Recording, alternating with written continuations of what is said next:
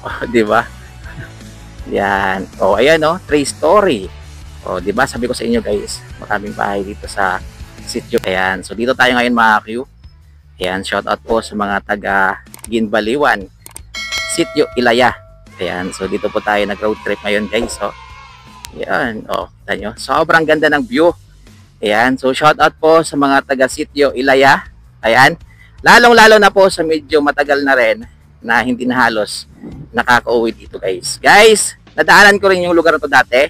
Ayan, maraming bahay dito. Ayan, sa Sitio Ilaya. Ayan, hello po. Ginbaliwan. Ayan. So dito yung road trip natin ngayon. Bro! Ayan, sa Sitio Ilaya. Ayan. Si Sir kanina guys, nakita ko siya habang hindi pa ako nag-start mag-vlog. Ayan, binigyan ko siya ng sticker. Shoutout kay Sir. Ayan, sana makita niyo yung vlog natin. Yun no. At saka maganda dito mga kasi sementado na rin yung Sitio Ilaya. Ayan. Barangay Ginbaliwan. Ayan. Marami palang sitio yung Ginbaliwan. Sabi sa akin 7. Yan, Ilaya, Kintampaan, Sentro, Bugasungan, Tugbungan. Yan, nakalimutan ko na yung iba. Yan. So, itong ni-road trip natin ay Sitio Ilaya. Ayan. Yun know, mga kabataan. Hello!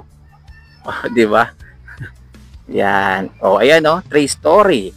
Oh, di ba? Sabi ko sa inyo guys, maraming bahay dito sa Sitio Ilaya.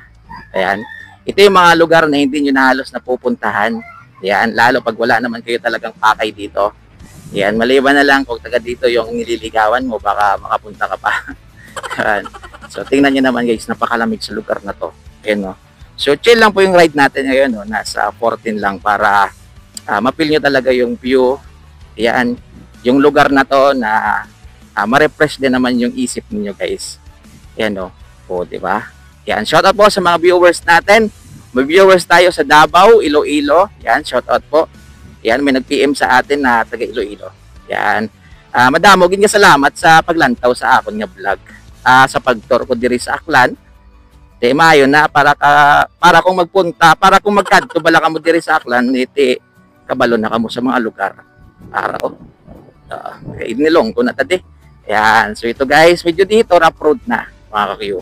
Rough na po siya, pero sana masemento dito balang araw. So sana sa pagbalik natin dito ay sementado na to guys. Yun. O, diba? Sitio Ilaya. Bakit tinawag na Sitio Ilaya? Yan, kasi ba merong sapa? Yan, Ilaya. Ang layo. Yan no. Rough road siya pero buhangin naman yung nilagay nila guys. Kaya hindi po siya madulas. Ayan. Kahit saan ka talaga guys mapunta dito sa interior area, palayan talaga na napakalawak yung makikita mo. Ayan, shoutout po kila mamo. Tapos, uy, ganda ng bahay na yan. May Christmas tree. Ayan, yung mga kabataan. Ayan, shake ba yung vlog natin mga Q? Ayan, so kay Kapitan Leia pala, kay Kap Leia. Shoutout po kay Kap. Ayan. Palagi po yung nanonood sa vlog natin at sa kanyang mga barangay kagawad. Shoutout po sa inyo. Yan, sa Iski Chairman, shoutout po. Yan, napakaganda ng bahay na yun. No? Napakaganda ng kulay guys.